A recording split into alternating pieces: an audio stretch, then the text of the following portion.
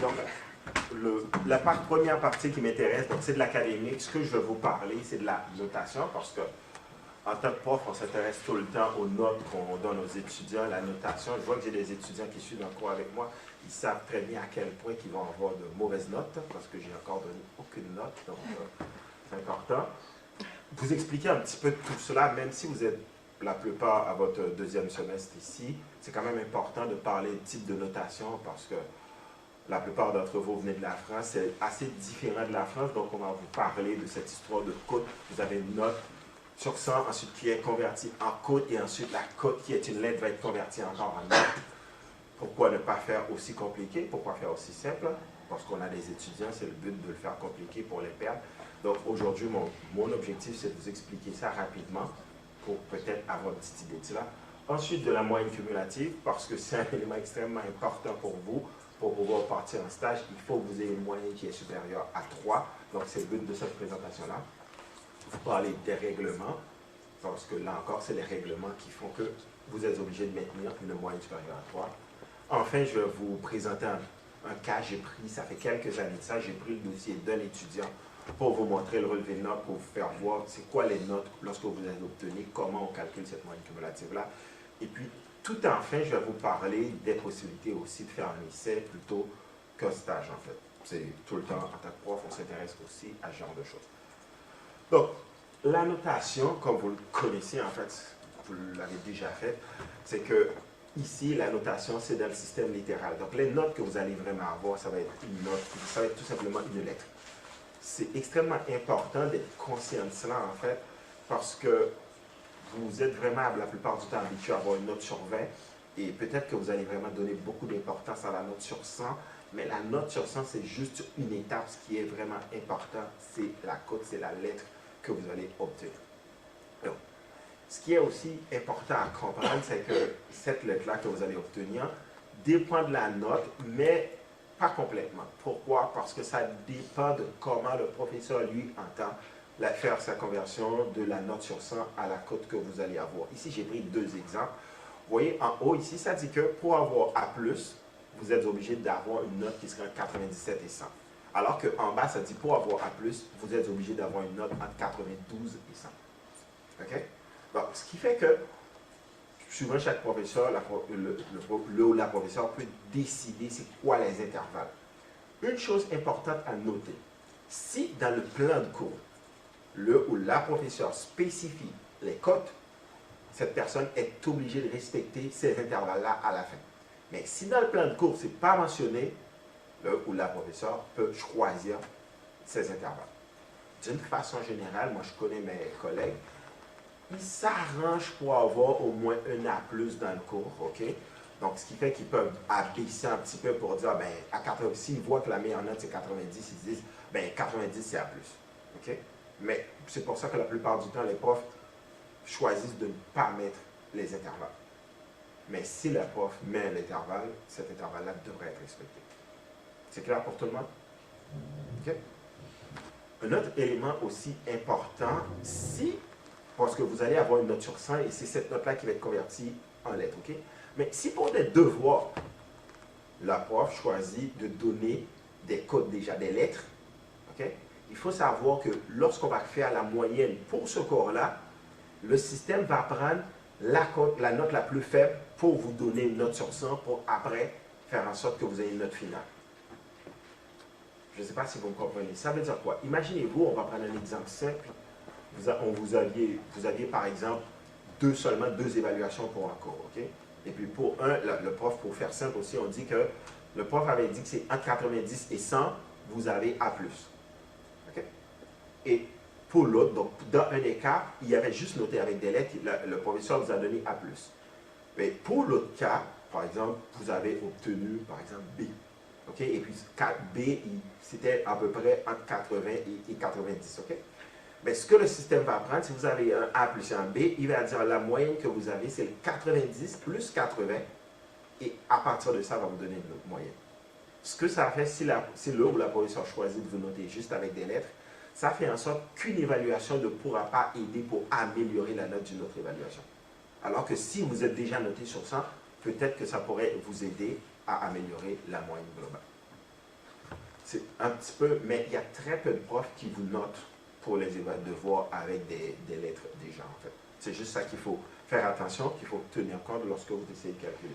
Mais rappelez-vous, ce qui est important, c'est cette grille-là que la professeure n'est pas obligée de donner au tout début.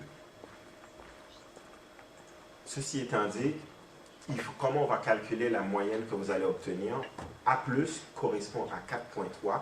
En fait, pour comprendre ça, pour pouvoir vous rappeler, dites-vous bien que A, c'est 4, B, c'est 3, C, c'est 2 en maîtrise. Ensuite, si vous avez plus, on rajoute 0,3. Si vous avez moins, on enlève 0,3, tout simplement. C'est la façon la plus simple de vous rappeler ça. Ce qui est important aussi à comprendre, c'est que, comme je vous ai dit, il faut avoir 3 pour, par exemple, partir en stage, pour ne pas être en sanction. Ça signifie que quelqu'un pourrait très bien réussir tous ses cours parce que la personne a obtenu C+ ou bien C. OK? Donc, vous réussissez tous les cours, mais si vous réussissez tous vos cours avec soit C+ ou bien C, votre moyenne va être inférieure à 2,5 et en tant que tel, vous ne pourrez pas être diplômé. Okay? Donc, ça, c'est un règlement extrêmement important. Ici, vous êtes obligé de réussir tous vos cours et en plus, vous êtes obligé d'avoir une moyenne qui dépasse le 3. Et si vous êtes en dessous de 2,5, c'est sûr que vous n'êtes pas diplômé, tout simplement. C'est fini pour vous. C'est clair pour tout le monde?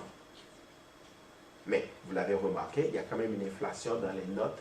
C'est quand même pas très compliqué d'avoir 3 de moyenne quand même en maîtrise, il me semble. Okay? Mais moi aussi, ce que je dis aux étudiants, vous vous en rendez peut-être pas compte, mais ici, les profs donnent de très bonnes notes. Donc, n'essayez pas d'avoir 10 sur 20 là. Okay? Si vous obtenez 10 ou bien 12 sur 20, c'est un échec normalement, 12 sur 20.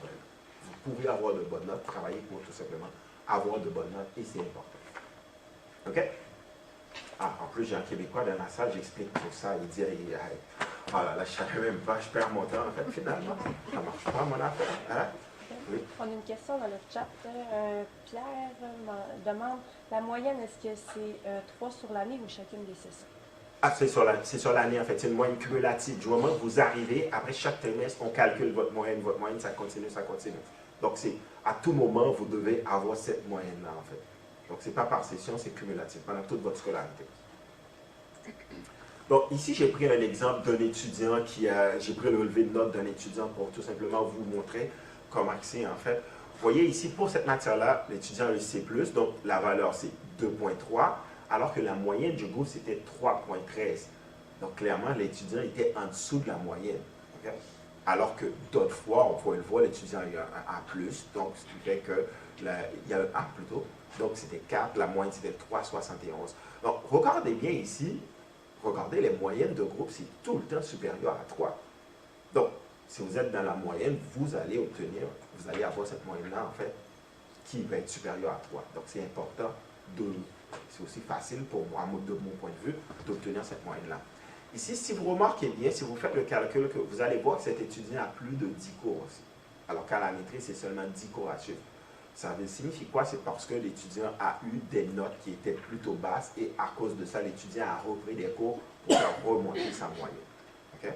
Donc, vous voyez, il y en a bien, il y a L et puis les C+, donc ça fait des moyennes qui sont inférieures à 3. Donc, ce qui fait qu'il a repris d'autres cours, ça a permis de remonter la moyenne cumulative. Donc, n'essayez pas de tomber dans cela parce que prendre d'autres cours, c'est augmenter votre durée de séjour, s'il y a des frais associés à cela. Donc, c'est quand même quelque chose complètement à éviter, en fait. Okay? Et puis, il faut prévoir ça aussi bien à l'avance et tout. Donc, moi, je vous invite plutôt à travailler, à avoir de bonnes notes. Si vous avez des difficultés dans le cours, allez voir les profs. Les profs sont là pour vous, je dis tout le temps. Vous pouvez aller voir n'importe quel prof à n'importe quel moment. Sa porte est ouverte, vous frappez, vous envoyez un email, le prof va vous répondre. Donc, vous allez pouvoir avoir plus d'informations, expliquer vos problèmes par rapport au projet et tout pour mieux comprendre la matière et ultimement avoir de meilleures notes. OK? Donc, n'hésitez pas à faire tout ça. Donc, la moyenne cumulative, je vous dis, c'est la moyenne des cours obtenus qui va être pondérée suivant le nombre de crédits de chaque cours. Mais dans votre cas, tous vos cours sont à 3 crédits, donc ce qui fait que la pondération revient à ne pas pondérer, parce que c'est pareil.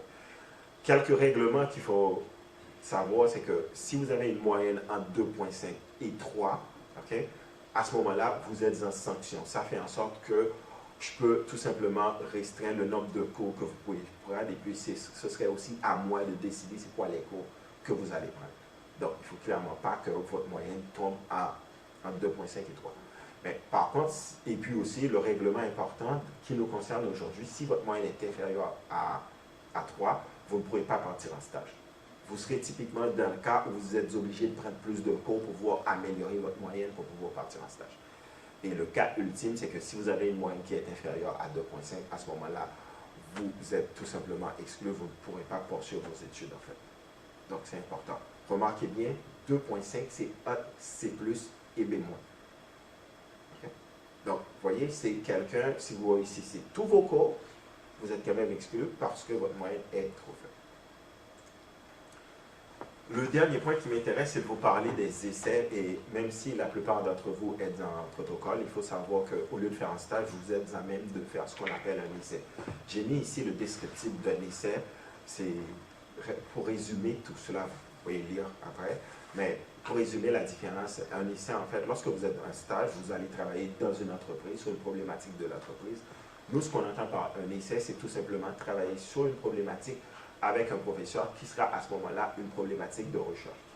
Le but de l'essai, en fait, c'est vous permettre à vous, par exemple, des étudiants qui font la maîtrise professionnelle, plus tard d'avoir la possibilité de continuer au doctorat. En fait. Et, par exemple, l'année dernière, il y a un étudiant qui était comme vous, et après avoir parlé de ça, effectivement, il a fait un essai que j'ai encadré, et puis finalement, il est en thèse de doctorat. Il n'est même pas en thèse avec moi, il est en thèse en fait à INRIA Bordeaux. Okay? Donc, pour vous montrer, ça donne quand même une bonne possibilité. Bien sûr, si vous voulez faire l'essai, il faut en parler à votre école d'attache parce que ça se pourrait arriver que, dépendamment de votre école, parce que, par exemple, votre école d'ingénieur oblige un certain nombre d'heures ou un certain nombre de pratiques en stage pour pouvoir aussi avoir votre diplôme d'ingénieur. Pour certaines personnes, ça peut causer un problème, mais pour d'autres, si vous avez fait vos stages de première et deuxième année déjà en entreprise, peut-être que ça ne posera pas de problème pour vous. Si ça vous tente de faire un essai pour plus tard partir au doctorat, ça se fait très bien. Vous avez d'autres personnes, vous avez probablement, pour ceux qui sont en jeu, vous avez eu probablement Valère Plantevin qui vous a enseigné programmation réseau dans les jeux vidéo. Il avait fait un essai avec moi et puis ensuite il est parti au doctorat. Et maintenant, il travaille dans une entreprise. Tout ça aussi, c'est pour vous dire, le fait de faire l'essai, ça vous donne tout simplement plus de possibilités parce que ça vous permet de pouvoir faire un doctorat et après le doctorat, ultimement, oui, vous pourrez avoir la malchance d'être professeur d'université, mais sinon, vous pourrez aussi être encore moins chanceux et puis atterrir dans une entreprise. En fait. Si vous avez des questions pour moi, ça me fera plaisir de répondre à tout cela, mais c'est un petit peu ce que je voulais partager avec vous. S'il faut se rappeler de quelque chose, la moyenne, il faut faire attention à la moyenne cumulative, et puis plus tard, il y a la possibilité aussi, si ça tombe, si c'est possible pour vous, de faire un essai plutôt qu'un stage directement en entreprise. Est-ce que j'ai des questions ou bien j'ai été tellement clair, limpide qu'il n'y a pas de questions? Des gardes pour moi. Ah ben, oui, c'est sûr. J'ai pris beaucoup trop de temps, j'imagine, probablement. Ah ben, c'est parfait, donc Justine dit que c'est bon, c'est parfait, donc c'est très très bien. Ben, écoutez, de toute façon, je vais être dans la salle. Si vous avez des questions, ça me fera plaisir de répondre à vos questions. Je laisse la parole à l'une des super coordonnatrices de l'UQAC, parce qu'il y en a juste deux, Justine et Stéphanie, donc qui va vous parler des stages en fait. Je vous remercie.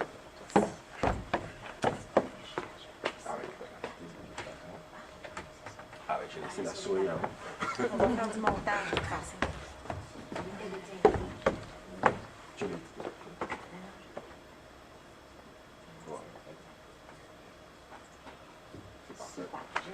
La souris qui amène là-bas. Ah ben oui.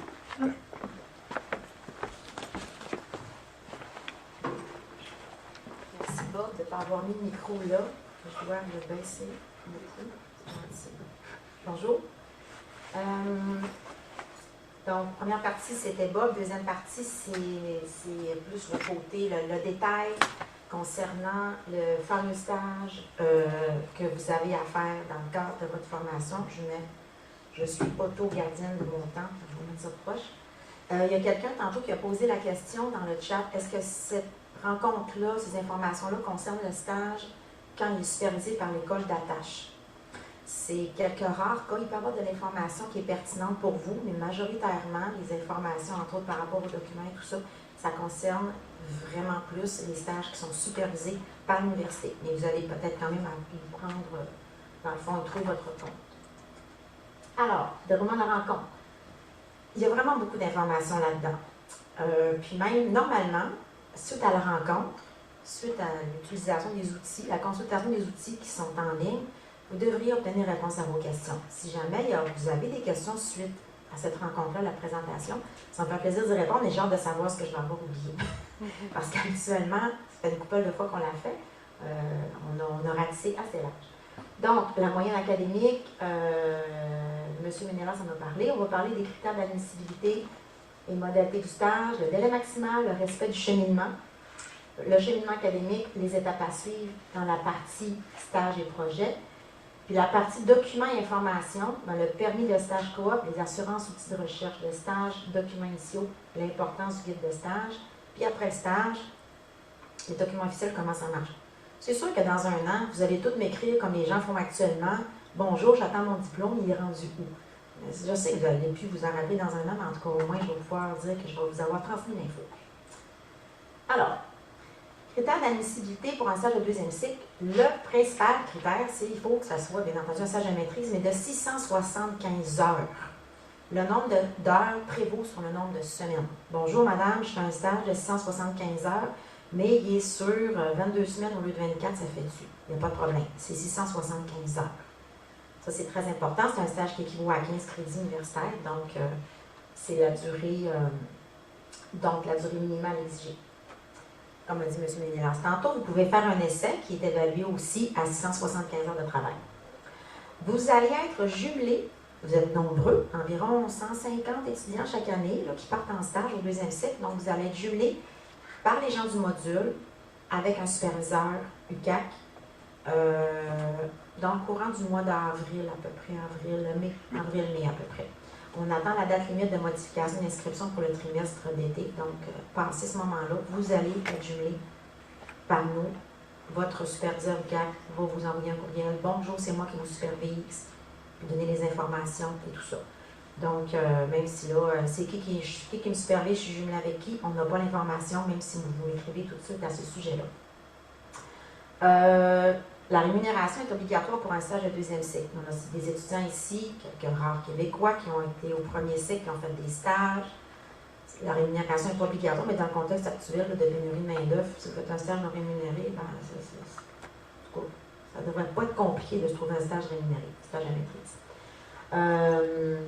En passant, oui, il y a un paquet de liens dans la présentation. Elles vont être en ligne sur le site web du DIM. Fait que là, mon dos, je n'ai pas eu le temps de tout prendre en note. Ça va être sur le site web, ne vous en faites pas. Les congés horaires de travail, c'est important de l'avoir à l'esprit. C'est sur l'entreprise. Même les entreprises ont leur propre congé férié. Oui, mais là, moi, je suis obligée. Ça a l'air que là, je ne suis pas obligée de travailler ces journées-là. Il faut que je travaille ou pas. C'est vraiment l'horaire de l'entreprise qui prévaut encore là sur celle de l'UQAC. Le stage peut être réalisé au Québec, hors Québec aussi, même à l'international, et très important, c'est pas parce qu'un stage est fait en France que c'est l'école d'attache qui le supervise. Le lieu de stage n'a pas d'impact sur qui le supervise. On a à peu près la moitié de nos étudiants en stage, deuxième cycle, qui retournent en France faire leur stage là-bas, mais qui sont supervisés par des gens UQAC. Donc, à moins que vous soyez dans rattachés à certaines écoles comme ISAN-Brest, INCREA, Paris-Sorbonne, toutes les autres écoles, c'est nous qui supervisons le stage. Vous avez un doute, c'est détaillé dans votre entente. Puis les ententes, nous, on ne les a pas. Fait que si vous n'êtes pas certain, contactez votre école pour vous faire valider, mais je vous dirais que sur 150, il y en a peut-être 7-8 à chaque année à peu près qui ne sont pas supervisés par l'UQAC, donc c'est pas beaucoup de monde. Tantôt, ben là, M. Ménélas a transmis l'information, on parlait de la moyenne cumulative pour avoir fait les 30 crédits de formation, et tout ça pour pouvoir être inscrit au cours de stage. Délai maximal de réalisation du stage. Pendant la pandémie, on a été un petit peu souple parce qu'il y avait des contextes qui n'étaient pas faciles, il y a des étudiants qui avaient plus de difficultés à se trouver un stage. Si, mettons, vous êtes inscrit au cours de stage à l'été, vous avez normalement jusqu'au trimestre d'été de l'année suivante, soit à l'été 2024, pour à tout le moins commencer votre stage. Idéalement, il faut l'avoir fini Parce que dites-vous, plus vous retardez avant de débuter votre stage, il y a beaucoup d'impact, on va en parler, là, mais il y a beaucoup d'impact. Plus on retarde le début du stage, plus ça retarde votre diplomation. Il y a plein de choses qui découlent, comme des demi-mots. C'est tout à votre avantage de le débuter le plus tôt possible. Encore plus quand vous faites votre stage en France, au Québec, pardon, on va en parler tantôt. Il y a des exemples. Bon, l'étudiant qui s'inscrit au stage à l'été doit trouver, débuter, compléter avant la fin du trimestre suivant. Vous trouvez un stage qui commence au mois d'octobre, qui va finir au mois de février, il n'y a pas de problème, c'est correct aussi, ça se fait. Vous allez voir, les professeurs font, surtout M. Ménélas, fait un super encadrement avec ses stagiaires. Donc, vous allez devoir remettre des rapports d'avancement, comment ça va dans votre recherche de stage, comment ça va dans votre stage. Parce que là, c'est pas parce que vous êtes jumelé une fois que vous n'avez plus de nouvelles de votre superviseur pendant 6 mois. Non, vous devez transmettre de l'information par rapport à votre stage, c'est super important. Respect du cheminement. Attention aux délais et aux reports. Il y en a parfois qui rencontrent des situations moins évidentes, qui ont des problématiques. Je vais reporter mon stage au trimestre suivant, je demande une autorisation d'absence, ça peut avoir des impacts très importants sur votre statut étudiant, sur vos bourses, votre double diplôme, votre permis de stage. Il faut avoir ça à l'esprit. L'idéal, vous avez un cheminement régulier, vous êtes inscrit à le cours de stage, on verra à quel trimestre vous devez être inscrit, vous faites votre stage, puis après, tout suit son cours. C'est sûr, on communique beaucoup avec nos étudiants, on leur transmet les informations, on en échappe peu, mais quand on en échappe, c'est toujours des cas très, très particuliers. Mais on ne veut pas que vous soyez l'exception, on veut que vous ayez un parcours qui soit le plus fluide possible. Si pour une raison ou une autre, vous ne pouvez pas faire votre stage au moment prévu dans votre cheminement, il faut qu'on soit averti, mais s'il vous plaît, pendant le trimestre en question. Tu sais, quelqu'un qui nous écrit « Hey, l'été passé, je vais faire mon stage, finalement, il y a eu tel pépin, c'est parce qu'on est rendu au mois de mars, 2 trimestres plus loin. » S'il vous plaît, on est assidu dans les courriels qu'on vous envoie, n'hésitez pas à nous contacter. Habituellement, on répond en 24 heures. On va parler du cours UTAC Pro. Est-ce que, à main levée, les étudiants français ici, main levée, il y a quand même pas mal de monde. Donc, est-ce qu'il y a des étudiants français qui envisagent de faire leur stage ici au Québec? Il y en a quand même presque autant. Alors, l'importance du cours UTAC Pro. Ce fameux cours-là, c'est un cours à 0 crédit. Auquel est rattachée une charge monétaire, on la verra, une charge financière, on verra tantôt. Mais ce cours-là est super important. Si vous êtes étudiant international, étudiant français par exemple, parce qu'on en a beaucoup, vous faites votre stage ici au Québec, ce cours-là maintient actif votre statut étudiant. Il vous donne une assurance maladie également. Mais étant donné que c'est un cours à 0 crédit, ça fait en sorte que vous êtes à temps partiel. Est-ce qu'il y a des gens qui envisagent peut-être après leur stage de faire une demande de permis de travail post-diplôme? Il y en a quelques-uns aussi. Quand vous allez faire votre demande de permis de travail post-diplôme, ils vont regarder, bien entendu, tout votre cursus, le nombre de trimestres que vous allez avoir été à temps partiel. Je donne un exemple. L'étudiant qui est inscrit au cours de stage en mai, pour l'été, pas de stage à l'automne, fait son stage au Québec, pas de stage à l'hiver, puis il se trouve bien qu'un stage au trimestre d'été suivant. Pendant toute la durée de recherche de stage, et de réalisation de votre stage, vous allez devoir être inscrit au UTAC Pro. Donc, à tous ces trimestres-là, vous allez être à temps partiel. Quand les gens vont regarder à l'IRCC, votre cursus, ils vont dire comment ça se fait, vous étiez à temps partiel pendant si longtemps que ça peut vraiment mettre en péril votre demande de permis de travail post-diplôme. Moi, je ne suis pas accréditée de donner de l'information en lien avec l'immigration, mais on a tellement de cas qu'on finit par avoir 2-3 informations. À chaque début de trimestre, vous allez recevoir un courriel. Est-ce que vous êtes concerné par le UTAC Pro? Oui. Si vous devez y être inscrit, vous allez devoir nous répondre. Normalement, il faut être inscrit une fois. C'est écrit en bas. UTAC Pro, c'est écrit en noir, temps partiel. Pour ne pas nuire à votre demande de permis de travail post-diplôme, vous ne pouvez y être inscrit qu'une seule fois, dans le fond. Fait que c'est ça. C'est très important. S'il vous plaît, soyez à vos affaires. Si vous devez y être inscrit, vous faites un stage, s'il vous plaît, parce qu'à rebours, on ne peut pas le faire.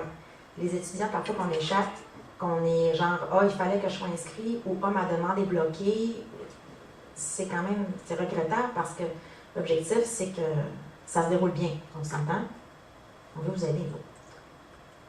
Donc, il y a des détails, les frais généraux, je les passe rapidement, ils sont accessibles sur le site web du DIM de toute façon. Il y a des frais qui sont non remboursables, mais comme c'est à peu près 300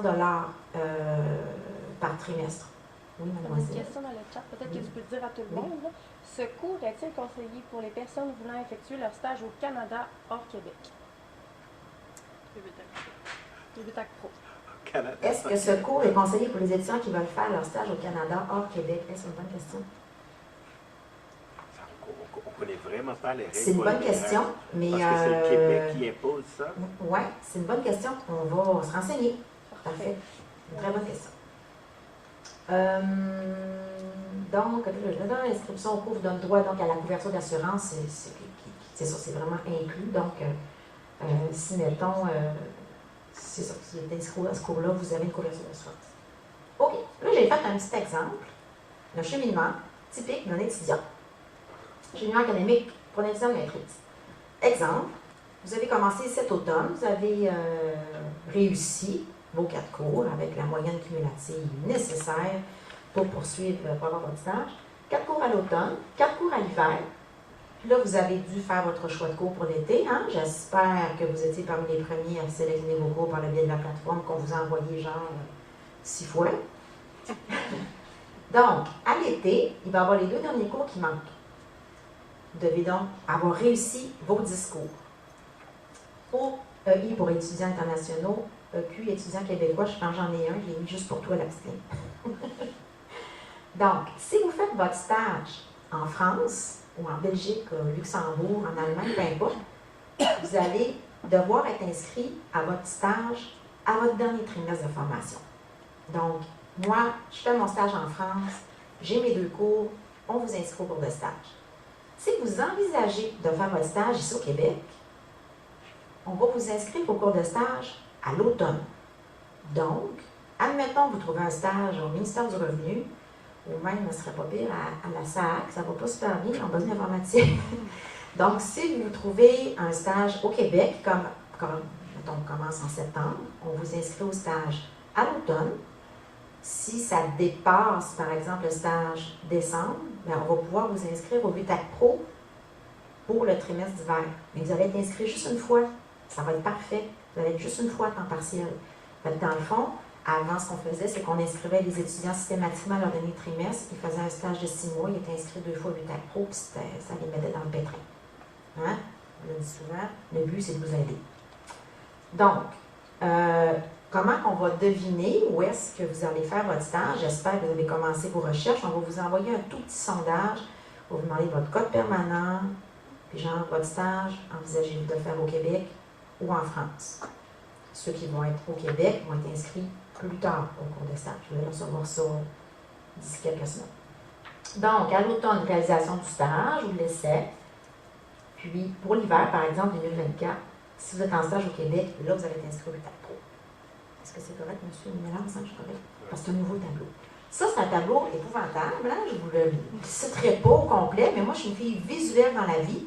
Quand je suis arrivée ici, j'ai dit, je vais mettre les étapes au complet, en ligne, qui fait quoi, quand, puis de quelle manière. Ce tableau-là, il est sur le site web du DIM.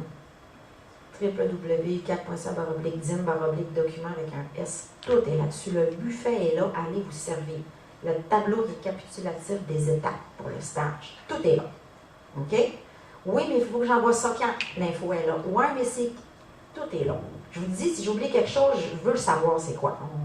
On n'est pas si fait normalement. Donc, oui, le tableau, il est là. Vous allez tout pouvoir savoir, genre, la validation du stage se fait à quel moment, par qui, puis par quel moyen. Permis de stage coop.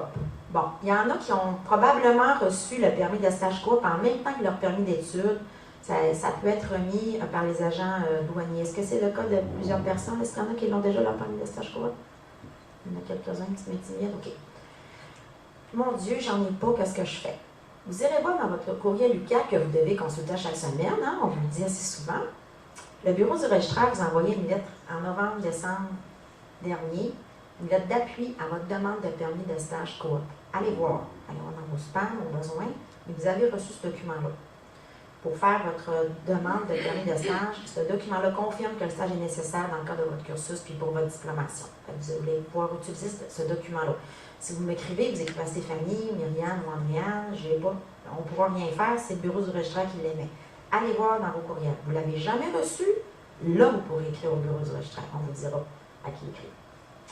Il y a des informations, comment présenter la demande de travail coop, puis il y a aussi des questions sur l'après-stage. Moi, là, je suis comme un petit peu sur la petite ligne, hein, je peux transmettre de l'info, mais demandez-moi-en comme pas trop, je ne suis pas mandatée officiellement pour faire ça. Je peux transmettre de l'information. Si vous voulez aller plus loin, vous avez un dossier particulier ou un cas particulier, il y a moyen de rencontrer la conseillère aux études internationaux au SAE en prenant un rendez-vous. C'est possible de la rencontrer. Oui, on a une autre question pertinente. Si le stage est réalisé au Québec, on ne peut pas le débuter en été. C'est obligatoire de le débuter en automne? Non, pas du tout. C'est votre site pareil. Quand à l'été, du coup, alors? Donc, à l'été, si le stage débute à l'été, il faut qu'il débute à partir du début du mois de juillet. Parce que là, il y a des cours. Le stage d'été est intensif. Le trimestre d'été est intensif. C'est 2 semaines, 8 semaines. Voyons, 2 cours en 8 semaines. C'est tout ça. Oui, je prends un autre café. Bon. Donc, c'est intensif. C'est de début mai à fin juin. Si vous trouvez un stage qui débute 3 ou 4 juillet, c'est parfait. Super. Oui, en effet. Si vous trouvez un stage au Québec qui commence en juillet, génial. C'est l'idéal, je pense. Oui, mais en août, non. Ouais. C'est ça. Mais s'il commence en août, là, on tombe dans le trimestre qui est d'automne à ce moment-là. Exactement. Merci. Les assurances. J'en parle un petit peu, mais c'est pas mon domaine d'expertise, puis c'est pas le domaine d'expertise de mes autres collègues non plus. C'est pas nous qui nous occupons au département, dans l'académique, on ne s'occupe pas des assurances, mais je voulais quand même vous en glisser un mot. C'est des informations que je vais survoler très rapidement. Tous les étudiants stagiaires qui font leur stage ici à l'UQAC sont couverts par l'assurance de l'UQAC. Qui font leur stage ici au Québec sont couverts par l'assurance à l'UQAC. Dans les conventions de stage, pour les stages en France, il y a une clause qui parle des assurances. Souvent, les entreprises qui accueillent des stagiaires ont des assurances, là, puis ça inclut, ils embarquent les stagiaires là-dedans. Si jamais vous avez des questions pour les assurances ou par rapport à la RAMQ, des choses comme ça, c'est SAEI@uqac.ca. Service aux étudiants internationaux. C'est la clé. Outils de recherche de stage. Le site du DIM, on ne le dira jamais assez, il y a vraiment beaucoup d'informations là-dessus. On s'est vraiment évertué à mettre beaucoup d'infos. Oui, c'est des wall of text. Je le sais que je jouerai mon cours d'interface utilisateur parce qu'il y a beaucoup d'informations. On est en train de le refaire, le site. Vous allez voir, il va être beau. Peut-être que quand vous allez être parti, il va être lancé, mais en tout cas, on va avoir un beau site. Les dernières offres de stage, on publie aussi sur Discord les listes des portails d'entreprises. S'il vous plaît, c'est à titre informatif. Hein. Il y a quelqu'un qui m'a écrit, j'ai envoyé des courriels aux entreprises qui étaient sur le site. Je peux-tu contacter d'autres personnes? Bien sûr. C'est pas juste ça, là. Je veux dire, on aimerait ça être la seule voie de communication pour tous les stages en informatique, mais c'est pas possible. Il y en a plein d'autres. Il y a le portrait de l'industrie, il y a des visites d'entreprise, il y a une entreprise qui est venue cet automne, j'aimerais ça les contacter pour aller faire mon stage chez eux. Bien, vous pouvez revisionner les rencontres, les contacter directement. Normalement, ceux qui venaient, en plus, je les ajoutais dans leur portail carrière. Il y a des articles sur la préparation du CV, la lettre de présentation, la préparation du portfolio pour les programmeurs, la candidature spontanée. Qu'est-ce que je fais après l'envoi d'une candidature? J'attends combien de temps? On est allé chercher de l'information sur des sites éprouvés, fiables, parce qu'on adore répondre aux questions. Moi, j'aime tous les étudiants, mais il y a 150 qui partent en stage, il y en a 150 qui me demandent l'info sur les lettres de présentation. Je vais leur dire, bien écoutez, on a mis plein d'infos à votre disposition. Comme on dit, servez-vous. Même, c'est un détail, là. Je me rappelle, il y a ça quelques années, il y a des étudiants qui avaient venu nous voir et avaient dit, hey, nous autres, on fait tous nos documents en A4. Puis ici, le A4, là, la mise en page, elle est vraiment pas belle parce que les imprimantes au Québec, A4, ils n'ont pas ça. Fait que pensez comment faire votre mise en page, ne serait-ce que pour faire parvenir votre CV de manière propre au moins. Puis il y a beaucoup de cues sur les CV. Allez faire un tour. CV de police de caractère, 15 couleurs. Des fois, c'est un peu chargé. Là. Ça peut être un petit peu difficile à lire. C'est beau, mais des fois, c'est un peu difficile à lire. Les documents initiaux, ils varient selon le lieu où le stage se déroule. Il y a le formulaire de cours individualisé, ça c'est ce qui vous jumelle administrativement avec le superviseur. Pour les stages effectués au Québec, il y a l'annexe A et la convention tripartite. Québec ou tout autre pays sauf la France. C'est une feuille avec 3 colonnes, c'est clair. Où je dois signer, s'il vous plaît, lisez-le comme il faut, c'est juste une petite page. Hein? La colonne étudiant, vous devez signer en bas, tout simplement. L'UQAC est la dernière signataire des documents. Si votre école signe, aucun problème, elle veut signer, aucun problème, elle ne tient pas à signer, aucun problème. Mais c'est l'UQAC, étant donné qu'on supervise votre stage, c'est nous qui sommes les derniers à apposer la signature, puis à faire l'envoi officiel à toutes les parties prenantes. Pour ceux qui font des stages en France, là, il y a une convention qui est à part, tout est sur le site web encore là du DIM, puis c'est un document de 7 pages plus détaillé. Donc, encore là, votre école peut signer, peut ne pas signer. l'UQAC, on est les derniers à signer également. Mettons que vous faites un stage chez Alterne, par exemple, on les voit souvent, puis eux autres, ils ne veulent pas utiliser les documents UQAC. C'est super important, c'est faisable, mais c'est important qu'on soit mis au courant rapidement. Parce que votre superviseur UQAC va me faire parvenir la convention de stage, moi, je dois la faire valider par le secrétariat général. Fait il y a une loupe qui est plus longue un petit peu, il y a plus d'étapes à suivre. J'ai déjà eu un courriel, envoyé le jeudi soir, je l'ai eu le vendredi matin. Bonjour, mon stage commence lundi, puis ils ne veulent pas la convention de stage UQAC. Ça, c'est un petit peu plat. Pensez aux petits délais qui sont nécessaires pour la validation des documents, s'il vous plaît. On n'est pas des machines. On travaille le mieux qu'on peut, mais on n'est pas des machines. Il y a des cas spéciaux, c'est ça, des clauses de confidentialité. Parfois, si ils m'ont demandé de signer ça, on peut faire cette vérification-là pour vous si vous n'êtes pas sûr. Propriété intellectuelle, il y a de plus en plus de trucs comme ça, là, entre autres en jeux vidéo. Aussi les avenants, par exemple. Là, mon stage devait commencer le 4 juillet, finalement, il va commencer le 12. La convention de stage est déjà signée, pas de problème, on fait un avenant qui modifie la date. Le guide de stage, ça, c'est votre Bible. Sérieux. Il est à jour, flambaille. Vous devez aller le lire, s'il vous plaît. Tout est là-dedans. Les rôles et responsabilités de chacun. Même un aperçu des documents, tout est là. C'est super important. Quand les étudiants m'écrivent des questions, que ça se trouve dans le guide de stage, ben avec plaisir, je leur dis, écoute, allez consulter le guide, vous allez voir. On veut vous autonomiser. Mais l'info est vraiment là. Vous allez avoir les rapports hebdomadaires à faire, le rapport de stage qui est super important. Il y a aussi, à la fin de votre stage, vous allez faire votre superviseur en entreprise, il va devoir remplir un petit formulaire. Un formulaire web qui est décrit par M. le directeur avec un code unique. Quand on va vous jumeler avec votre superviseur UQAC, on va attribuer un code, puis votre superviseur UQAC va devoir transmettre ce code-là à votre superviseur en entreprise, puis il va avoir accès, dans le fond, avec cette clé-là, au formulaire web pour vous évaluer. C'est ça. Bon, celui-là, ça va bien. Là, vous avez fini votre stage, tout est correct. Donc là, on est en mars 2023. Fait qu'en à peu près février-mars 2024, vous allez m'écrire, vous allez dire « Il est où mon diplôme? Comment je peux le recevoir? J'ai bon mon relevé de notes et tout ça. » On va vous répondre, ça va nous faire plaisir. Mais tous les documents officiels, relevés de notes, les attestations d'études, les diplômes, c'est émis par le bureau du registraire. Pour le fun, vous irez voir sur le site web, c'est la fin des études, le bon lien. Sur le site web de l'UQAC, ça explique toutes les étapes de la diplomation aussi. C'est assez. Il y a des étapes administratives importantes, que ce soit, ça passe à l'Assemblée des gouverneurs et tout ça, c'est pas rien de savoir un diplôme. Donc, c'est pas nous qui les émettons, c'est vraiment le BDR suite à plusieurs étapes.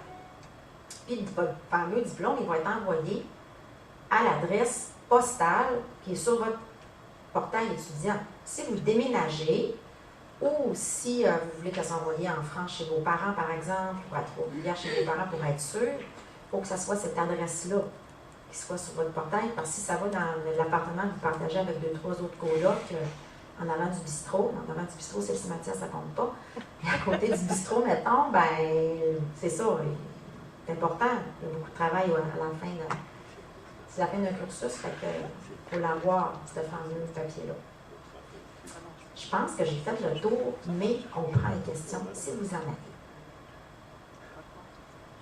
Oui, monsieur. Pour les stages qui sont encadrés par l'université de tâches. Il y a quoi comme info qui concerne Ben, dans le fond, le nombre d'heures de stage, vous êtes avec quelle école? l'UTBM? L'UTBM. L'UTBM. Supervisé Supervisé par les stages supervisés par l'UTBM. On dirait que il faudrait vérifier avec votre école parce que vous n'êtes pas. C'est eux autres qui vous ont dit que c'était votre école eux autres qui supervisaient? Parce que normalement, Paris-Sorbonne, Incréa, Issem-Brest, si c'est pas dans cette petite, ou mettons, non, c'est Saint-Étienne, Télécom Saint-Étienne, je pense, c'est les seules exceptions. Normalement, c'est ça l'UTBM, non? Est-ce que je l'ai nommé, l'acronyme de votre école, je ne l'ai pas nommé, non? D'après moi, ça doit être l'UQAC qui supervise, mais c'est détaillé dans votre entente, dans le fond. Parce que l'information est bonne dans le sens où est-ce que le nombre d'heures de stage et tout ça, mais si c'est votre école qui supervise le stage, vous avez dû voir dans la plateforme de pré-choix de cours une espèce de code de cours bidon. 9XXX999. Et que ça voulait dire que c'est votre école qui supervisait. Par contre, on vérifie auprès de tous les étudiants qui ont fait cette sélection-là si c'est bel et bien vrai. L'année passée, on avait 25 qui avaient dit c'est mon école qui supervise, puis au bout du compte, on a eu 10 parce qu'ils s'étaient trompés. C'est pas grave, là. Mais c'est ça. Des gens les étudiants dont c'est vraiment l'école d'attache qui supervise, c'est pas beaucoup, c'est à peu près 10 par année à peu près. Puis, dans le fond, vous n'aurez pas à être inscrit à aucun cours de stage. Quand vous allez avoir fini vos cours, vous allez pouvoir poursuivre. Mais suite à la réalisation de votre stage, mettons dans un an à peu près, vous allez devoir nous faire parvenir la preuve de réussite de ce stage-là. Puis nous, on va pouvoir le reconnaître et vous allez pouvoir diplômer. J'ai une question à Oui. Pour la durée du stage, une école en France peut-elle nous imposer la durée ou c'est l'UQAC qui a le dernier mot? Si c'est l'UQAC qui supervise le stage, normalement, c'est c'est établi que c'est 675 heures. Je ne sais pas si les gens en ligne ont compris la question, ils ont dû la voir. Donc, si c'est l'école en France, si votre école en France impose, par exemple, un nombre d'heures X, mais si c'est l'UQAC qui supervise, c'est entendu que c'est 675 heures. Mais en fait, Oui. oui. Bien sûr, bien sûr. Merci, Madame Ben, Lévesque. merci. Mais je dirais, en fait, c'est assez simple dans ce cas-ci parce que, imaginez-vous, nous, on dit 675 heures, votre école dit 7 mois. Fait que vous allez soit faire 675 heures et 5 mois. Donc, si par exemple, les 675 heures, vous le faites à 4 mois, ben, vous serez obligé de faire un mois de plus pour satisfaire votre école française, OK? Mais si vous les faites dans le même temps, c'est juste ça l'idée, en fait. C'est juste vous assurer que ça répond aux exigences des deux écoles, finalement. Pour moi, c'est comme ça qu'on ferait ça, en fait. Parce que, en fait, l'autre exemple, c'est le rapport de stage. Nous, le rapport de stage est super succinct. C'est juste 30 pages, mais ce n'est pas le rapport que vous allez donner à votre école en France, parce que la plupart des écoles vont exiger d'autres types de rapports. Donc, vous allez faire tout simplement de rapports, dans ce cas-ci. Okay? Parce que nous, sérieusement, Madame Lévesque l'a dit, il faut vraiment suivre le guide des stages pour faire le rapport là. On vous demande autour de 30 pages, toutes les sections sont indiquées. N'innovez pas, n'inventez pas là-dedans, suivez tout simplement le guide et puis on va vous répondre très rapidement. Parce que si vous essayez de faire quelque chose de différent, les profs sont insatisfaits, ils vont vous renvoyer ça, ça va juste faire en sorte que ça va durer beaucoup plus longtemps. Donc, évitez tout ça. Merci, M. Mélas. Est-ce qu'il y a d'autres questions? Oui, monsieur. Est-ce qu'on doit continuer de payer les frais de scolarité durant le stage? Est-ce qu'il y a des frais de scolarité? Il y a des frais reliés au cours de stage, qui est un cours de 15 crédits. Donc, quand vous êtes inscrit au cours de stage, quand c'est supervisé par l'UQAC, il y a des frais, bien entendu, mais vous payez une seule fois, même si votre, bien entendu, si le stage, je ne sais pas, vous commencez votre stage à l'automne, finit à l'hiver, vous ne payez qu'une seule fois, mais il y a des frais rattachés au cours de stage. Vous pouvez avoir une petite idée comment ça peut coûter. C'est 3 crédits. L'équivalent du montant de 3 crédits, bien fait fois 5. Oui.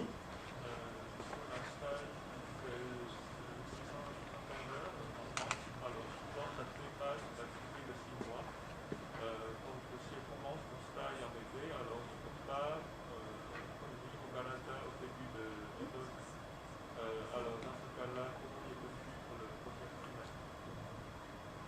je pense que j'ai compris plus Moi, ou je moins. pense qu'il manque des mots. Ouais. Si j'ai bien compris, la question c'est 675 heures, ça fait plus autour de 6 mois, c'est ça? Ouais. Donc, la question, vous commencez pendant l'été, et qu'est-ce que vous faites pendant l'automne, c'est ça? Ouais, c'est ça. Puisque au début de l'automne, je suis encore en France pour faire stage. Je n'ai pas encore fini mon stage, donc je ne peux pas suivre ici. Ah non, non, Ah, le non, cours non, de non. stage, OK. Ah, ça, c'est une bonne. OK, oui. Le cours de stage n'est pas un cours. C'est ça. Vous n'avez pas de cours à suivre. C'est pas pour suivre le cours.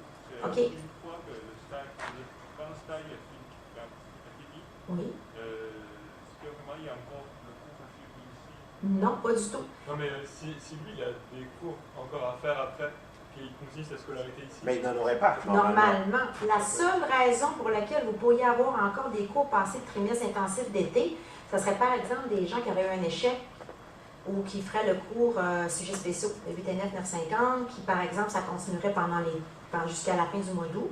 Mais normalement, quand vous partez en stage, vous n'avez plus de cours. Et en passant, en fait, si jamais, après avoir, si vous êtes parti en stage, OK, il faut avoir tous vos crédits parce que sinon, vous ne pourrez plus suivre de cours, en fait, à cause des règles d'immigration. Parce que pour suivre les cours, vous êtes obligé d'être ici. Si, par exemple, vous aurez un échec, OK, ça serait pendant le trimestre d'été. Bon, j'imagine qu'ici, j'ai que de bons étudiants qui n'auront pas d'échec, OK? Mais imaginez-vous un étudiant a un échec. Du coup, il lui manquerait 3 crédits. Et si cet étudiant-là, il part en France, OK, il ne peut plus prendre de cours ici. Parce que pour prendre des cours, vous êtes obligé d'être ici pour prendre des cours. Sur le territoire. Sur le territoire. Donc, c'est obligatoire d'être ici. Donc, lorsque vous partez en stage, si vous partez en stage après, c'est fini, là. Vous ne prenez plus de cours ici, là. Vous ne pouvez plus prendre de cours. Donc, c'est important. Si, par exemple, vous voyez, vous risquez d'avoir un échec, par exemple, pendant le trimestre d'été, il faudrait vraiment me contacter avant cela. Vous assurer qu'on essaie de voir comment vous allez faire, peut-être vous donner un cours supplémentaire pour que vous puissiez réussir. Parce que si vous manquez des crédits, c'est plus possible, là. Si vous partez, une fois que vous partez, c'est fini, là. Vous ne pouvez plus revenir, là. Oui, au fond. Est-ce qu'il y a une soutenance Non. Non. Non, il n'y a plus de soutenance. L'idée, c'est assez simple, c'est qu'à un moment donné, on avait des soutenances pour les étudiants qui faisaient leur stage au Québec, et puis on n'avait pas de soutenance pour ceux qui faisaient leur stage en France. Parce qu'à l'époque, il n'y avait pas Zoom, on ne faisait pas ça vraiment par Zoom, par vidéoconférence. Donc, du coup, on l'a annulé, en fait. Mais si vous le demandez, je pourrais demander au comité de programme qu'on remette des soutenances pour tout le monde, là. Ça ferait travailler pas mal les profs, là. Attends, ça, c'est quand soutenance de stage, ça serait pas mal. Surtout le directeur. Oui, hein? Je me ferais représenter à ce moment-là par les gens. Mais non, il n'y a pas de soutenance de stage, là. Mais ça se peut que votre école vous en demande une. À ce moment-là, Vous ne les en faites ça pas. sera votre école. Est-ce qu'il y a d'autres questions? Oui? Est-ce que vous pouvez parler un peu plus fort, s'il vous plaît? Le travail coopératif, c'est que pour le stage au Québec? Oui. Oui. Oui, que pour le stage au Québec. Oui, tout à fait. La question était pour le permis stage coop, c'est seulement pour les stages au Québec. Si vous retournez en France, faire votre stage, pas besoin de ce papier-là. Oui, monsieur Danfort. Si on va sur le site de l'immigration, ça dit qu'en ce moment, il n'y a pas forcément besoin de permis de stage coop si le stage se déroule avant décembre. Oui. Je voulais savoir si vous suivre ça. Ça, c'est une règle là, qui est assez nouvelle, qui était temporaire en raison, en tout cas, bon, donc, pandémie, pénurie de main-d'œuvre et tout ça. Mais si le stage prend fin jusqu'à d'ici décembre 2023, si votre stage prend fin en janvier ou en février, ben, vous êtes exclu de cette règle-là. Puis, c'est une mesure temporaire. Donc, je ne sais pas si je vous conseillerais de tout miser là-dessus en disant « j'en demanderai pas, je vais me trouver un stage. Je vous souhaite d'avoir un stage qui commence de juillet jusqu'à décembre. Mais si jamais c'est pas ça, vous avez un stage qui est de je ne sais pas, mois d'octobre à février, vous allez être dans le pétrin. Par rapport à ça, ça dit que si jamais ça dépasse, on peut commencer à bosser avant d'avoir le permis de stage. Mais du coup, il faut qu'on ait le permis avant décembre pour la suite. Là, par contre, là, on ferait la clause qu'on ne veut pas s'incriminer nous-mêmes. On n'a pas le droit de donner des conseils par rapport à l'immigration. Ça, c'est extrêmement important. Donc, sérieusement, je vous invite à vous renseigner là-dessus. Peut-être au bureau de l'international. SAEI aussi. SAEI, OK. Mais nous, sérieusement, Justine est bonne, l'équipe est bonne, mais on n'intervient pas sur l'immigration. Ça, c'est extrêmement important, on fait attention à ça. Parce que légalement, pour donner de l'information sur l'immigration, il faut être accrédité. Moi, je suis comme. Je connais un peu d'infos, je peux même en transmettre, je peux même vous transmettre de l'information sur le permis de travail post-diplôme par courriel, une info qui m'a été validée par la conseillère en études internationaux, mais je ne peux pas aller là-dedans parce que je ne suis pas accréditée, je ne suis pas mandatée pour faire ça. Fait que si, c'est ça, renseignez-vous sur le site web de l'IRCC. Sinon, de prendre rendez-vous auprès de la conseillère aux étudiants internationaux, ça se fait par le biais de leur site web. Mais si vous m'écrivez, vous avez des questions là-dessus, moi je risque de pousser ça dans la cour de la personne dont c'est la responsabilité. Oui. J'avais une dernière question. Vous avez fait dans un des tableaux que si on était un étudiant international, on avait inscrit au cours de stage qu'en automne. Est-ce que c'est vrai qu'on a commencé un stage avant son voyage? Non, ça dépend du moment où commence votre stage. Où est-ce que vous voulez faire votre stage aussi? Est-ce que vous voulez faire le stage au Québec ou bien en France? Par contre, dans mon cas, ce sera au Québec. OK, pour les étudiants, OK, l'idée, vous allez comprendre la situation. L'idée, c'est qu'actuellement, vu qu'il y a une règle d'immigration qui dit que pour avoir le permis post-diplôme, il faut avoir été au plus une seule fois à temps partiel. Donc, ce qui fait que nous, pour faire en sorte que vous ne soyez pas plusieurs trimestres à temps partiel, on dit qu'il ne faut pas que vous soyez inscrit au cours de stage à l'été. Parce que si vous êtes inscrit au cours de stage à l'été, par exemple, en août, OK? Si vous êtes inscrit au 1er juillet, vous commencez votre stage au 1er juillet, c'est bon. Parce que votre stage va se terminer au plus tard décembre. Donc, ça fait en sorte que vous aurez terminé, c'est fini. Donc, vous auriez été seulement à temps partiel pendant le trimestre d'automne suivant. Mais si, par exemple, au lieu de commencer votre stage le 1er juillet, vous voulez le commencer au 1er septembre et vous êtes inscrit à l'été, mais ça va vous poser problème. C'est juste pour ça que nous, on essaie de faire en sorte que, parce que si jamais un étudiant se retrouve dans cette situation, on est comme obligé de nous donner une lettre pour expliquer, mais c'est l'agent de l'IRCC finalement qui aura le dernier mot, c'est lui qui va décider de donner ou pas le permis post-diplôme. Donc, ce qui fait que si vous le faites au Québec, pour simplifier la chose, vous pouvez commencer le 1er juillet, c'est parfait. Mais pendant le mois d'août, commencer le 1er août, en fait, c'est là que ça serait problématique. Mais de toute façon, la plupart des entreprises seront aussi en congé durant le mois d'août, en fait. Donc, ce qui fait que les entreprises sont en congé, les professeurs aussi sont en congé. Donc, ce qui fait que ça peut avoir des délais pour signer les papiers, pour valider votre stage. Donc, on essaie d'éviter tout cela pour dire plutôt commencer le 1er août, vaut mieux commencer par exemple le 1er septembre. Ça ne vous poserait pas de problème. Donc, du coup, vous serez inscrit à l'automne, ce qui vous permet, ce qui vous donne pendant le trimestre d'hiver, d'être inscrit à ce moment-là au cours 8 AC Pro où vous allez être à temps partiel, tout simplement. Donc, comme vous pouvez aussi le comprendre, ceux qui partent en France, vous n'avez pas besoin du cours 8 AC Pro. Donc, dans votre situation, ça serait ça. C'est que vous seriez inscrit au cours de stage à ce moment-là. Si vous faites votre stage ici au Québec, vous allez être inscrit au cours de stage à l'automne. Si vous commencez, mettons votre stage, je ne sais pas, en août-septembre, par exemple. Parce que quand on parle de temps partiel, c'est le 8 AC Pro. Si vous êtes inscrit 2 trimestres au 8 AC Pro, vous allez être dans le P3. Si vous voulez faire une demande de permis de travail post-diplôme. On avait une question. Oui, il y avait quelqu'un qui avait la main. Si jamais on est étudiant et qu'on veut faire notre stage à l'international, pourquoi au Canada, on va quand même être inscrit au semestre d'été. Enfin, on peut commencer quand même au semestre d'automne, septembre, octobre. Ben, en fait, La question était si le stage est fait ailleurs, à l'international, dans le fond, pas au Québec, à quel moment est-ce qu'on peut être inscrit au cours de stage? Mais en fait, c'est pour la raison que j'évoquais tantôt. Si vous n'êtes pas inscrit au cours de stage pendant l'été, vous partez, vous ne serez plus sur le territoire, vous ne pourrez plus vous inscrire au cours de stage, en fait. Donc, c'est pour ça, si vous faites votre stage à l'international, ben, il faut être inscrit au cours de stage l'été. Comme ça, avant de partir du territoire. Comme ça, c'est validé, on est toujours inscrit avec le CAC. Exactement, oui. Vous allez pouvoir faire votre stage avec le CAC, même si vous ne commencez pas votre stage, par exemple, pendant l'été. Donc, ça ne pose pas de problème. C'est juste ça qu'on veut éviter. Parce que si vous laissez le territoire sans être inscrit au cours de stage, si vous voulez vous inscrire, les frais seraient énormes parce que vous allez payer les tarifs d'étudiants internationaux. Croyez-moi, à ce moment-là, vous allez voir un gros montant à payer. Trop gros montant à payer. Stage à l'international, inscrit au dernier trimestre de formation, inscrit à l'été. Faites votre stage en Allemagne, en France, aux États-Unis, n'importe où, en Belgique, au Luxembourg, en Espagne, en Chine, on en a eu partout. Dernier trimestre de formation. Parce que sinon, là, vous êtes hors territoire, c'est la totale.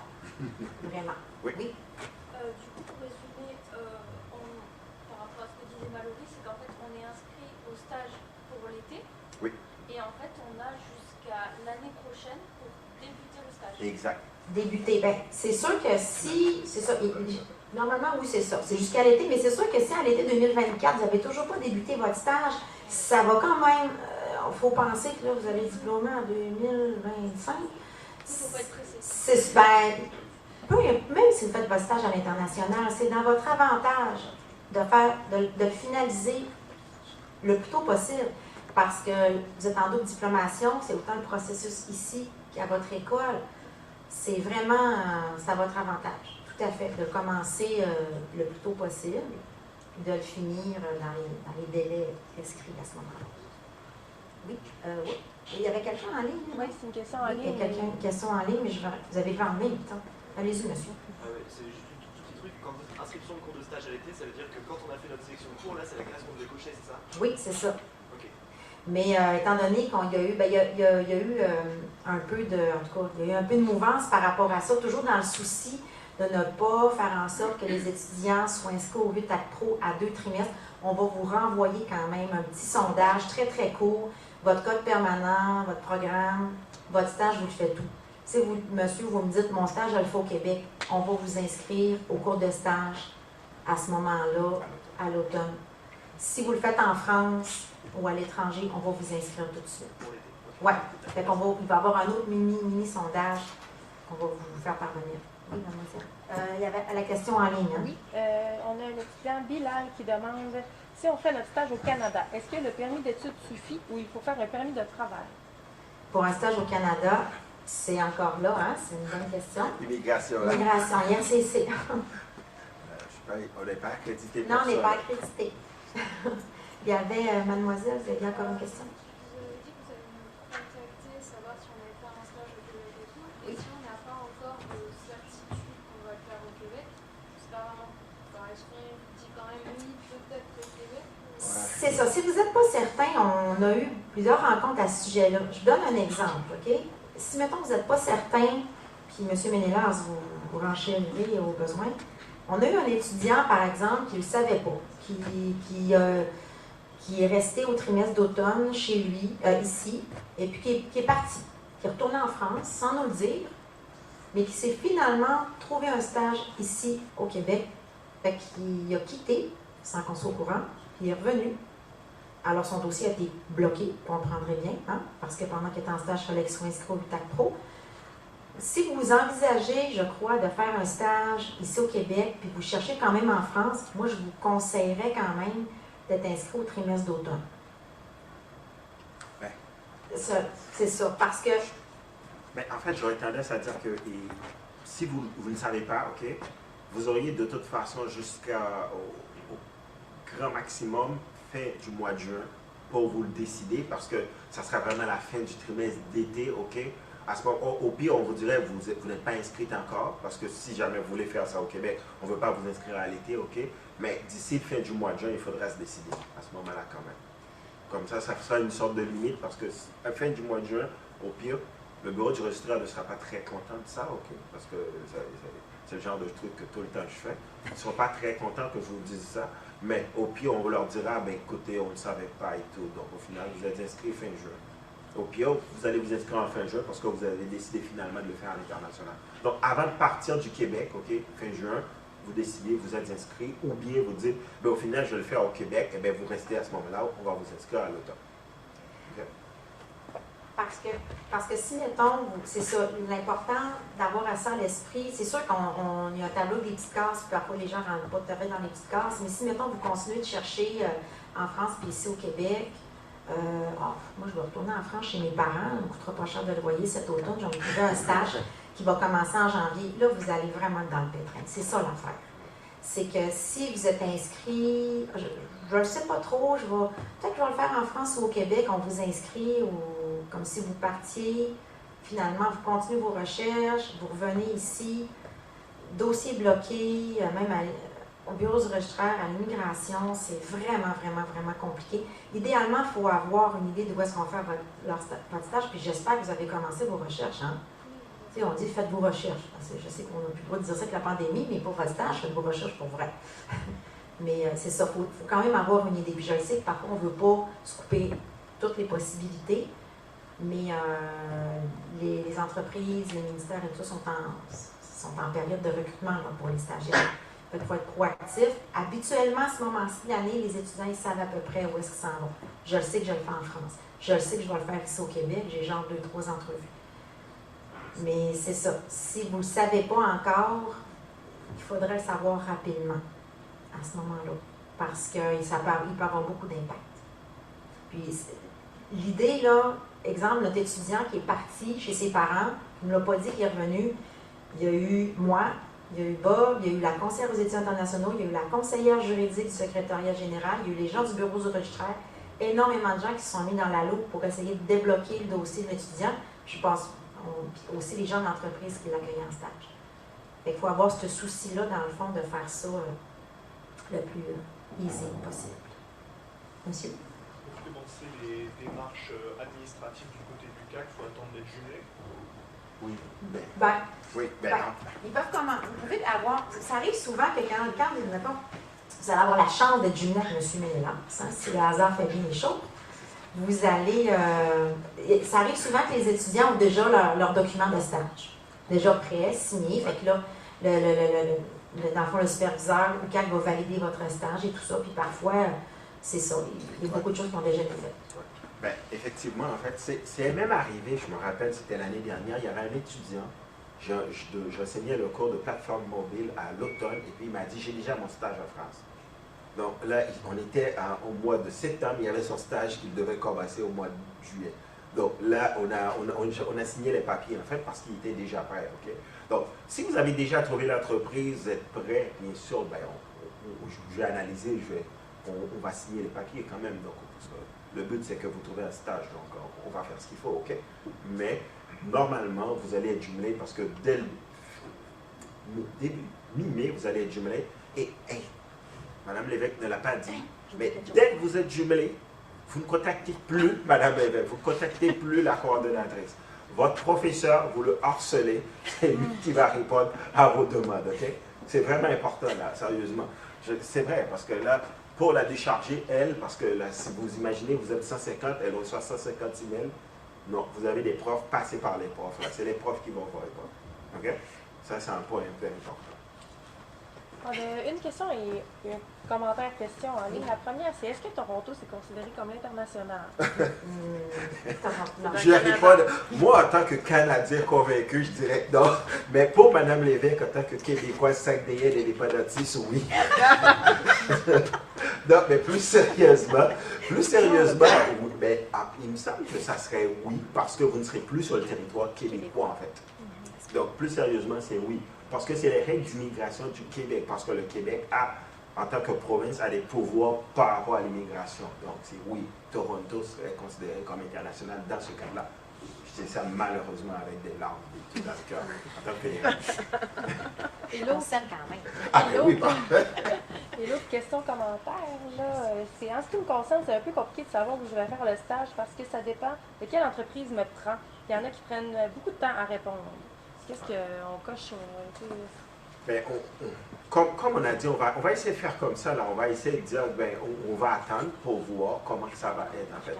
Moi, ce qu'il faut comprendre, c'est que la problématique, c'est que si vous dites que je le fais en France et puis après vous êtes inscrit à l'été, c'est la question d'avoir 2 fois 8 actes pro, donc de ne pas respecter cette règle-là pour l'immigration. C'est ça le problème.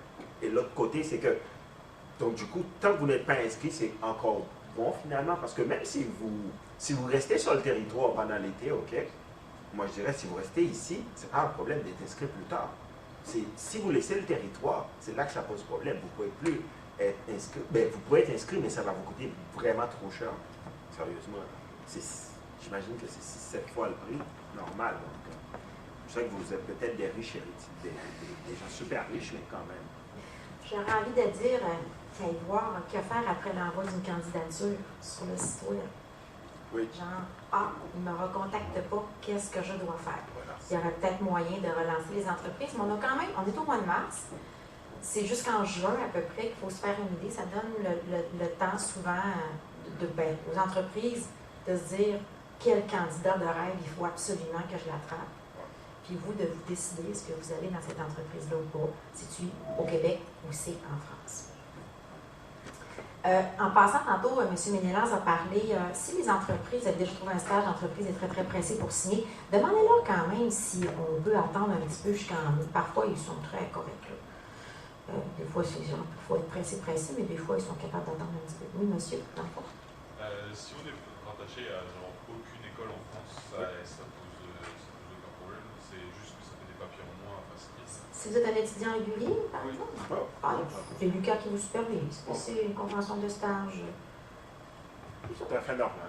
Pour la convention de stage en France, mais vous allez sur le site web, j'aurais pu prendre une chance, je ne sais pas si ça aurait fonctionné.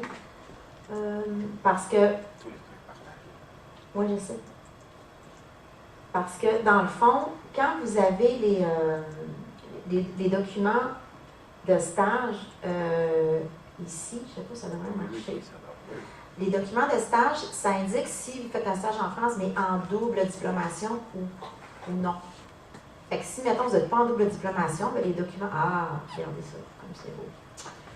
Mon beau texte. Mais des fois, il est là, par exemple. Guide de stage, c'est ici. Puis là, vous avez, il va y avoir la nouvelle rencontre qui va être mise là. Un peu étourdissant de voir ça. Regardez, pour les documents, pour un stage au Québec ou tout autre pays à l'exception de la France, pour les stages en France. Puis vous, par exemple, ça sera sans diplomation. Ça va être celui-là. Si vous voulez le faire en France. Si vous voulez le faire en France, bien sûr. Sinon, ça va être l'autre. Je me demande si cette question-là pourrait pas être plutôt répondue par le BDR, mais je vais vous la poser quand même. Là. Si on a besoin d'une attestation de réussite très tôt, janvier par exemple, pour les besoins de permis de travail post-diplôme, est-ce que l'UQAC peut nous délivrer ça si on fait un stage en juillet, décembre? Question par rapport à une attestation de réussite, une attestation d'inscription, quoi que ce soit. Sans doute que l'UQAC peut transmettre ça. Site web du bureau du registraire, accessible à partir de votre dossier étudiant. Si ce n'est pas dans la liste des documents qui sont présentés, ça peut être une attestation spéciale. Mais c'est ça, ça serait possible. D'après moi, l'UQAC, oui, peut transmettre quelque chose, sont habitués. Puis c'est le BDR qui va faire ça à ce moment-là. Ça se peut qu'il y ait des frais. Oui. 7-10 $, des frais sur chaque. J'ai mis le lien. Ah, parfait. Dans le chat. Oui, j'en profite pour donner une petite information aussi pour ceux qui font leur stage ici, effectivement. C'est important de savoir, même si vous faites en France, en passant, n'importe où, 2 semaines avant la fin de votre stage, OK, vous pouvez déjà envoyer votre rapport. Vous envoyez votre rapport de stage, ou même un petit peu avant. Le prof va faire ça assez rapidement. Ça vous permet, dès ce moment-là, d'avoir votre succès ou échec, succès, j'espère, pour votre stage. Ce qui fait que dès ce moment-là, vous êtes à même de demander votre attestation de réussite. Donc, ce qui fait que même avant la fin de votre stage, vous pouvez avoir les documents. Donc, n'attendez pas complètement à la fin pour envoyer votre rapport pour avoir ce qu'il faut, en fait. C'est précisé dans le guide de stage. Oui, bien sûr. Dans le guide de stage, c'est précisé. Ici, donc, dans le guide de stage, il y a, je veux juste vous dire aussi, il y a le tableau, le fameux tableau de tantôt. Le PowerPoint va être mis en lien, je vais le mettre à jour tantôt. Les documents initiaux, qu'est-ce que je voulais dire? Les infos aussi sur le VTAC Pro qui est un peu plus bas, excusez-moi, l'évaluation du stagiaire, les permis de travail, les autres documents, tout est là-dessus. OK? Puis ici, mettons, hey, ouais, mais là, je suis jamais allée là-dessus, moi, le portail des stages et emplois, c'est là. Allez-y. Tout est là. Ça va loader, ça ne sera pas long. Expliquer, oui. Les offres de stage, portail d'entreprise, l'information, comment faire un CV québécois, comment faire un CV français, vous le savez. Bon, les données exhaustives, les portails carrière, tous les studios, ministères. Il y a vraiment beaucoup d'informations, là. Les outils pour la recherche de stage en France, portrait d'industrie, les candidatures spontanées, la recherche. Il y a vraiment beaucoup de choses. Vraiment, vraiment, vraiment, vraiment. Puis, oui, si vous avez de la misère à trouver un stage, on peut vous orienter un petit peu. C'est sûr, je vais vous dire, elle va aller faire un tour sur le site. Ça va être la première question que je vais vous poser. On peut vous aider même pour la préparation des entrevues et tout ça. Quand vous serez jumelé également avec votre superviseur, ils vont pouvoir vous donner des petites pistes aussi de recherche si jamais vous avez un peu de difficulté. Mais c'est ça. Il y a beaucoup, beaucoup d'informations. Allez consulter. Donc, c'est fait juste pour vous. Avez-vous d'autres questions? C'est quoi la différence entre le permis de travail et le permis de stage? Il y a ACC. Permis de travail, je pense que c'est le permis de travailler, exemple, à la cantine. Je pense, mais je suis vraiment pas certaine. Comme je vous dis, là j'ai oublié qu'est-ce que. En tout cas. Puis le permis de stage coop, je pense que c'est le stage que vous devez faire dans le cadre de vos études. Mais encore là, l'IRCC, c'est ce que je pense. Oubliez ce que je viens de vous dire. On ne se connaît pas. Mais c'est ça, on est dans la ligne de ce qu'on peut transmettre comme info. Il y avait un monsieur ici. En même temps, pour le bac, je suis au bac de faire un stage. Oui. Est-ce qu'il y a une moyenne que j'aille? C'est des informations? Normalement, ben oui, on les a, les gens du premier cycle aussi. J'aurais dû demander s'il y avait des gens de premier cycle. Dans le guide de stage, ça va être précisé aussi. Dans le guide de stage de premier cycle. Ça télécharge, ok, ouais. Bon, oh boy, quand même un petit peu. Critères d'admissibilité. Normalement, je ne sais pas. Je le vois. 30 crédits de programme. C'est ça, 30 crédits, Stéphanie? 30 crédits, oui. Il y a 4 possibilités de stage au premier cycle. Chaque cours de stage est de 135 heures. Vous pouvez faire même les 4 cours de stage à la toute fin de votre formation ou faire les stages, 2 stages, mettons, à l'automne, 2 stages à l'hiver de votre dernière année, c'est comme vous voulez. Ça peut être le même superviseur pour les 4 cours de stage. Puis là aussi, je peux décider de faire tous les 4 stages en été, mettons. Oui, absolument. Il y a des gens de premier cycle, par exemple, qui ont fini, ils ont gardé les 4 stages pour la fin, puis ils vont le faire pendant l'été à la même place. Fait que ça fait 700 heures. Oui. Vous avez dit que pour recevoir le diplôme, il fallait peut-être changer d'adresse. Oui. Si vous avez une adresse temporaire, comment ça se passe? Pour changer vous allez aller sur votre dossier étudiant. Si, mettons, vous savez que vous allez déménager ou je ne sais pas trop, vous allez faire votre stage à Montréal, vous risquez de changer d'adresse. Mettons l'adresse de vos parents. Hein, ça peut être une option qui est pas pire. Vers la fin de votre cursus, là, vous pourrez faire la modification. Regardez, là, je vais essayer de... Oups, je suis encore ici. Regardez, quand on va aller dans fin des études et demande de documents officiels, le bon lien. Ça sera pas long. Ça load. Tout est là-dessus. Donc, le site web du bureau du registraire, la section documents officiels, l'émission du diplôme, comment ça marche. C'est ça. Fait que les infos, ils sont là. Vous allez là-dessus, puis si mettons, là, je vais l'avoir quand mon diplôme? Toutes les étapes sont là, parce qu'il y a quand même vraiment des étapes administratives importantes. Mettons, vous finissez au trimestre d'été, ben, plus ou moins 150 jours après, vous allez le recevoir, par exemple, en février. Mais là, comme je dis, vous finissez le trimestre d'été. Là, pour vous, mais vous allez devoir faire votre stage par la suite. Mais bref, ça donne un aperçu des délais. Est-ce qu'il y a d'autres questions? Et vous avez été un bon public. Vraiment. Merci beaucoup. Ah oui, donc, nous vous remercions vraiment de votre présence. On est très contents. Merci à vous. Merci, Justine.